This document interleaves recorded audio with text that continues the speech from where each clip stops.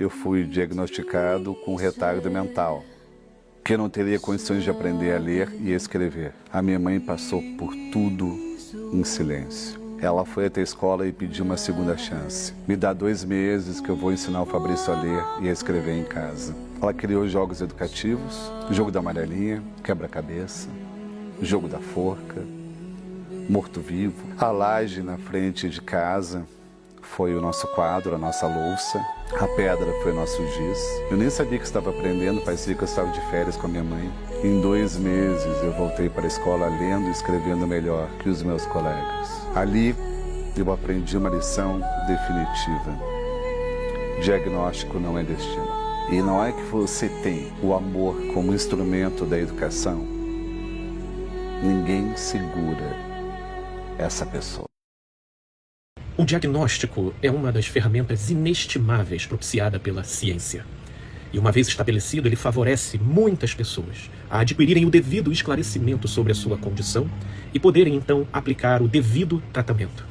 Mas, por outro lado, o diagnóstico também pode operar como uma sentença ou como um estigma, que é aquilo que, estabelecido, a pessoa passa a operar aquém dos seus potenciais, vivendo de modo acomodada e resignada numa condição muito abaixo e muito precária em relação àquilo que ela poderia florir e desabrochar na vida.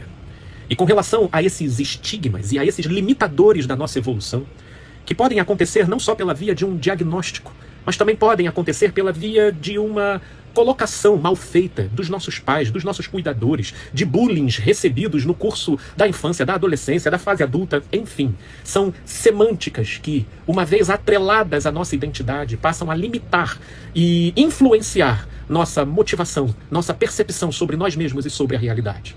E eu vou concordar com o Fabrício Carpinejar, que não existe força maior nesse mundo do que o amor, com o potencial de nos libertar dos grilhões e das amarras desses estigmas e dessas concepções limitadoras do nosso real potencial de ser.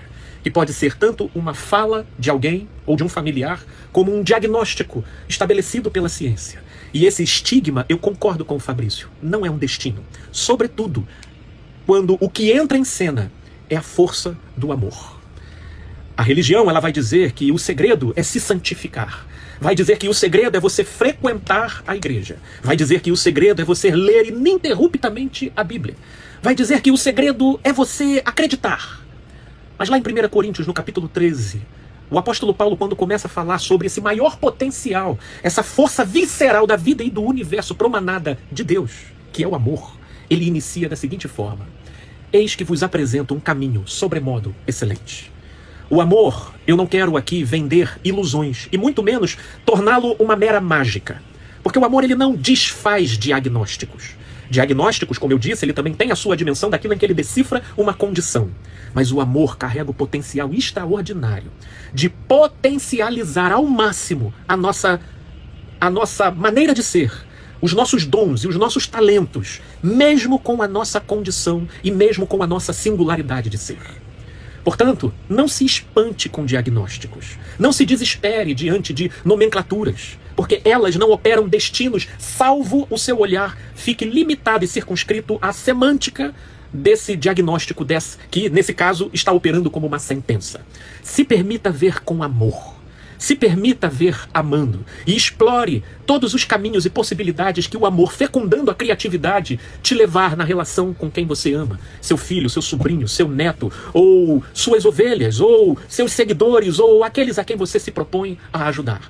E nisso a gente vai vendo milagres. Sim, milagres no sentido não de, por vezes, mudar a condição que está ali estabelecida, mas milagres de romper enganos, como notoriamente parece ter sido o caso desse pseudo-diagnóstico dado por Fabrício Carpinejar, ver rompendo limitações e diversos outros obstáculos que impedem a gente no nosso pleno desenvolvimento, considerando a nossa singularidade. O amor é a chave.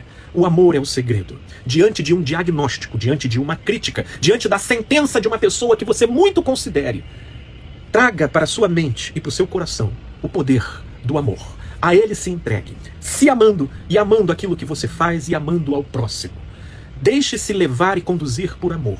Porque sem ele, como diz Paulo lá em 1 Coríntios 13, tudo o que a gente produz nada vale, nada tem sentido.